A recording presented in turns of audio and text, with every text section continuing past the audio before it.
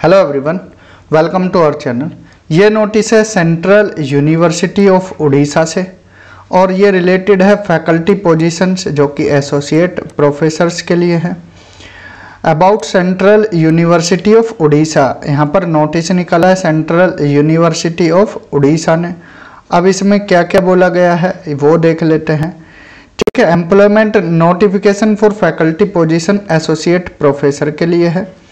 पे लेवल कितना है 13A and date of short advertisement date, ये जो नोटिस है कब निकला था 9 मार्च को।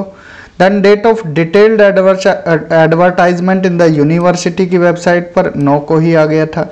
Starting date of online application 26 से शुरू हुए and last date of online application 25 April है लास्ट डेट। ठीक है, लास्ट डेट से पहले आप फॉर्म फिल कर सकते हो। जो असिस्टेंट प्रोफेसर हैं और एसोसिएट प्रोफेसर बनना चाहते हैं ये उनके लिए है।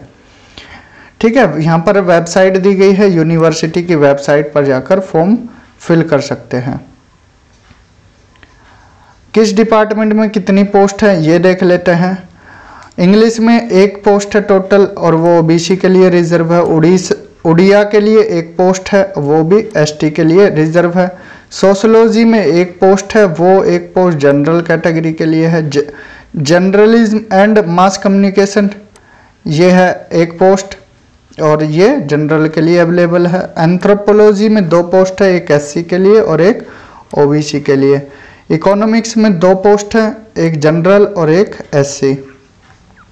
मैथमेटिक्स में 1 पोस्ट है जनरल के लिए। एजुकेशन में 1 पोस्ट है ओबीसी के लिए। हिंदी में 1 पोस्ट है जनरल कैटेगरी के लिए। संस्कृत में 1 पोस्ट है, 2 पोस्ट हैं, एक ईडब्ल्यूएस और एक जनरल के लिए। देन स्टैट्स में 1 पोस्ट है ईडब्ल्यूएस के लिए। बिजनेस मैनेजमेंट 1 पोस्ट है ओबीसी के लिए एंड 1 पोस्ट है कंप्यूटर साइंस में एसटी के लिए। ठीक है, टोटल कितनी पोस्ट है 16 पोस्ट है यहाँ पर। If sufficient number of applications is not received under AWS category, the post will be filled up as unreserved. 4% reservation horizontal is available to PWD category candidate for direct recruitment at all levels.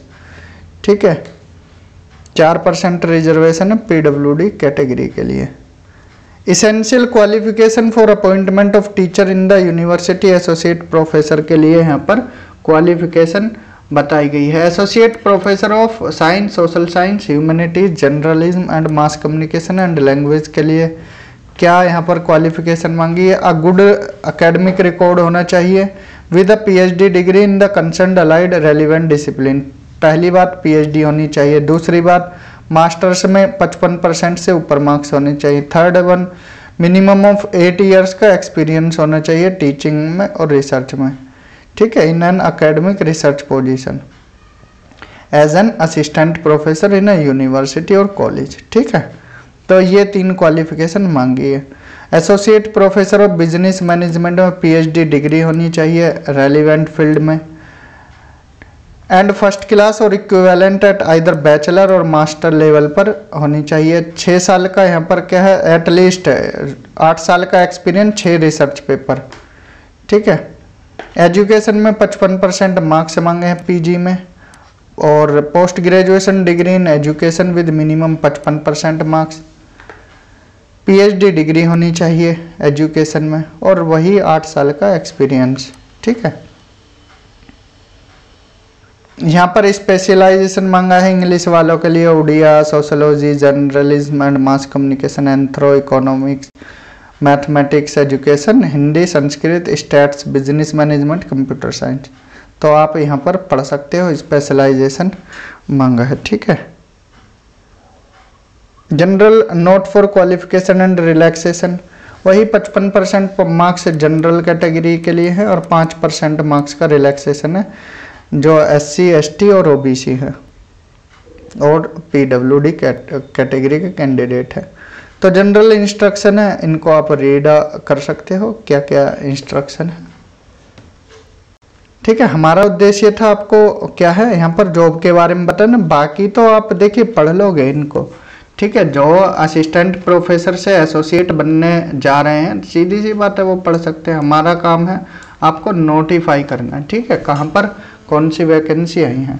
कभी कभी ऐसा होता है कि आपका busy schedule होता है, ना ही देख पाते हो, तो हम यहाँ पर ढूंढ ढूंढ के आपके सामने जो भी जॉब्स होती है उनके बारे में बताते हैं, ठीक है।